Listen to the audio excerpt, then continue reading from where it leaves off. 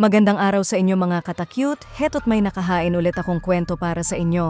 Ngunit bago po ang lahat, naway ako po ay inyong matulungan sa aking channel na ito at inyo pong pindutin ang subscribe button. At wag nyo na rin po sanang kalimutang mag-like, share at pindutin ang bell button para lagi kayong updated sa mga videos ko po. Salamat po, ang hiwaga ng albularyo.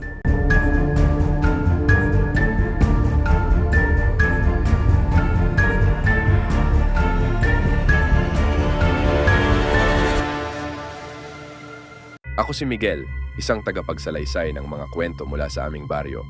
Ang kwento kong ito ay hango sa isang karanasang hinding-hindi ko malilimutan. Isang karanasang kinasasangkutan ng aming albularyo, si Mang Berto. Si Mang Berto ay kilala sa buong baryo bilang isang magaling na manggagamot. Maraming tao ang nagpapagamot sa kanya mula sa iba't ibang bahagi ng probinsya. Kilala siya hindi lamang sa kanyang kaalaman sa halamang gamot, kundi pati na rin sa kanyang kakayahang makipag-ugnayan sa mga espiritu. Isang gabi, habang kami ay nagkakatipon sa harap ng aming bahay, dumating si Aling Marta. Bakas sa kanyang mukha ang matinding takot at pag-aalala. "Tulungan ninyo ako," sigaw niya. "Ang anak ko, si Elena, ay hindi na gumigising." Agad kaming nagtungo sa bahay ni na Aling Marta kasama si Mang Berto. Pagdating namin doon, nakita namin si Elena na nakahiga sa kanyang kama. Ang kanyang katawan ay naninigas at ang kanyang mga mata ay bukas, ngunit walang kislap. Parang wala siyang kaluluwa. Nag-umpisa si Mang Berto sa kanyang ritual.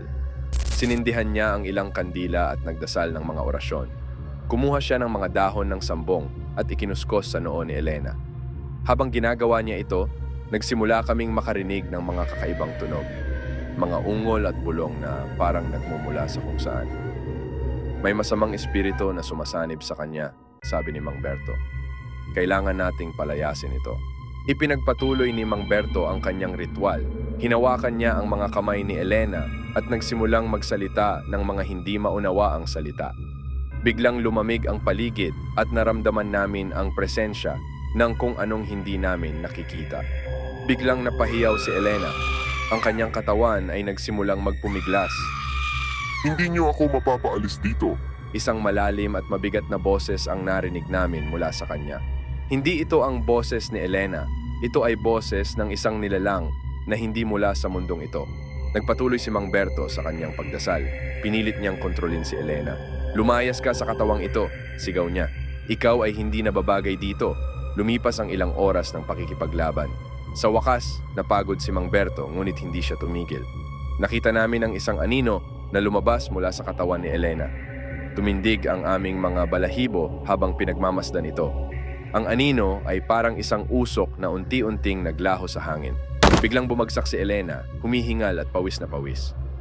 "Salamat, Mang Berto," mahina niyang sabi. "Akala ko hindi ko na kayo makikita." Lumipas ang mga araw at unti-unting bumalik sa normal ang buhay ni Elena. Ngunit sa tuwing dumadaan kami sa bahay ni na Aling Marta, naaalala namin ang gabing iyon. Ang gabing nakipaglaban si Mang Berto sa isang masamang espiritu. Simula noon, mas lalo naming nirerespeto si Mang Berto. Alam naming hindi basta-basta ang kanyang ginagawa.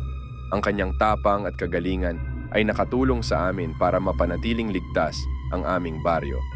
Ngunit sa likod ng lahat ng iyon, alam naming laging may panganib na nakaabang. Hindi kami maaring maging kampante. Sa bawat aninong dumadaan at sa bawat bulong ng hangin, lagi kaming handa. Sapagkat sa mundong ito, hindi lamang tayo ang nilalang. May mga bagay na hindi natin nakikita, mga bagay na handang gumawa ng masama sa ating lahat.